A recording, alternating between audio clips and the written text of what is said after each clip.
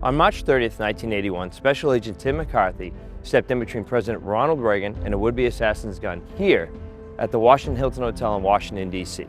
I recently sat down with him to discuss the events of that fateful day. Started out as a pretty normal day. We got there about 6:30, working days. And we started getting briefing on going over to the Washington Hilton Hotel for the Building Trades Convention. Did our briefing, pretty standard. Went over the motorcade routes, primary, secondary, hospital. After arriving, at the Washington Hilton, you go downstairs on the elevator. He went to a room to meet with the VIPs, went out and did his speech, very well received. Came up the elevator, which was just Jerry Parr, the rest of us up the stairs. Met him at the entrance going out and started working our way over to the car. It looked pretty ordinary, looked over at the crowd a couple times, didn't see anything out of the ordinary.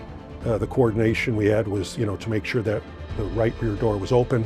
The number one person was responsible along with the advance agent. It was open, I could see it was open just like it was supposed to be. And everyone was yelling, "Mr. President." And of course, you're on pins and needles. Is the president going to go to the crowd or not? You don't know which way he's going, and of course you have to react accordingly. So I looked at him, looked at the crowd, and then all of a sudden, John Hinckley pushed himself forward a little bit to my left and reeled off 6 rounds in about 1.4 seconds. He hit 4 people, murdered Jim Brady ultimately. Jim Brady died. Tom Delahanty was still alive, I believe, was hit in the back of the neck. I was hit in the right chest, and the president, of course, the ricochet round hit him under the left armpit. It gets back to training. What I did that day was solely based upon training. Everyone reacted the way they should have. Jerry and Ray pushed the president into the car. The rest made the follow-up, started out towards the White House. Jerry, of course, noticed that the president's breathing was labored, turned it over to Senator GW, and of course the rest is history from there. The rest of us back at the scene, people came to my aid, and ultimately an ambulance came and took me to George Washington also. So I got there, Jim Brady was there, and the president was there, and I do an awful lot of speeches around the country, and they always ask me questions, and one of them said, "Who got the best doctors?" Of course you did. Well, I got a great doctor, and it was superb. I have no complaints whatsoever. You're here today, so I'm here today. They were today. Supposed to do. So 3 months later, I was back on the presidential detail. You're out for 3 months.